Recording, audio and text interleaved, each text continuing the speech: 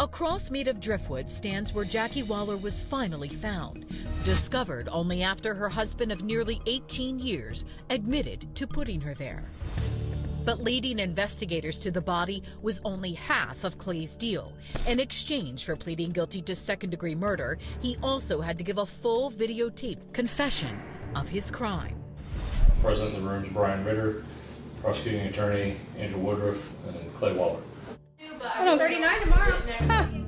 Clay says the wheels were really set in motion the year before Jackie died, when she first started talking about splitting up.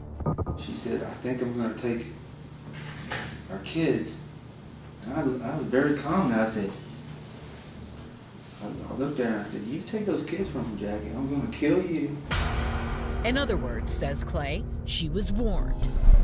I turned. I was not concerned for her safety anymore. And then she came in about May 1st and she said, I want to go and get abortion. I said, okay. I knew you was going to die as soon as you did it. It's on. What day did you dig the hole that you buried her in? I did it the day before. But here's where investigators really start to question the confession. Based on statements from Jackie's loved ones, prosecutors have always believed that after meeting with their divorce attorney the next day, Clay lured Jackie back to his place by saying he had their son, Maddox. But just listen to what Clay says really got Jackie to his house that day. She's like, you want to have one last bang before we make this final? I'm like, yeah, it's going to be a bang, all right. Well, yeah. She What do you mean, one last bang? To go have sex. It was a stunning claim, and interrogators weren't buying it. Nor did they believe what Clay said next, that after going back to his place for sex, they ended up in the kitchen, where it all started by accident. Then I hit her on her nose, on my head. When he claims that Jackie was getting into the refrigerator and he was getting something out of the refrigerator at the same time and raised his head up and then hit her nose with his head, and that caused her nose to bleed. She took off running and she tripped, and she tripped in here. In the hallway where investigators found all that blood, Clay says that's also where Jackie, probably mad about the innocent accident, started provoking him. She makes a statement. She said, I wonder how much time you would give the kids if everybody knew you just beat me up. I'm like, beat you up? I hit her backhand into the side of her neck. That was the first thing I did. You backhanded her across her neck? Yeah. She stayed standing? No, she went straight to the ground. It was, he says, the point of no return. She's basically like, you or something like that. And I stood over and I punched her right in the nose. That's when she said, you ain't ever gonna see these kids. So I just took my forearm, I just pressed into her neck until she stopped moving. Did she ever move again? No, she died right there. To hear Clay tell it, the attack was almost spur of the moment, a crime of passion brought on by an accident in the kitchen and Jackie's threats.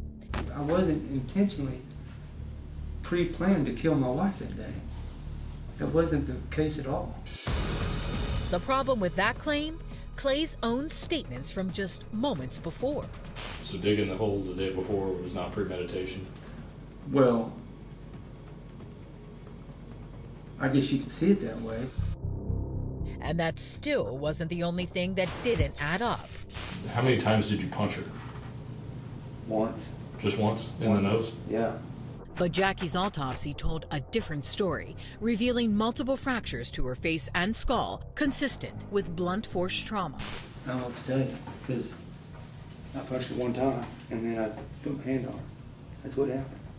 We knew information that would let us know if he was telling the truth, and he lied. But one thing she does believe is Clay's claim that after he killed Jackie, he put her body in a trash can, loaded it into the back of his truck, then drove to meet his girlfriend and 5-year-old son at the toy store. He was at the Toys R Us with Jackie's body in the back of his truck and his son right there. Yes. Clay says after that, he took Jackie across the river to Devil's Island, where after dumping her into the pre-dug grave, he says a few final words. I told her all I wanted was my family, or something along those lines. That's what I told her. In the end, Clay's confession was hard for many to accept. After turning his 3 children into orphans, lying his way through the confession, and even blaming the victim, because of his plea deal, Clay would still only serve a maximum of 20 years. What do you think about the 20-year sentence? Well, obviously it's too light for what he did, but I stand behind the family. And as it turns out, prosecutors still had one more trick up their sleeves. It was a new twist in the investigation for sure. Next, He said, I'm going for more. what Clay let slip that leads to his fall. I'm just gonna say I punched her, she died, blah, blah, blah. And This is the last time you'll hear of me, okay? the victims left behind.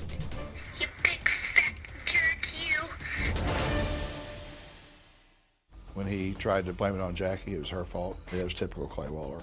Thought nothing of anyone except himself.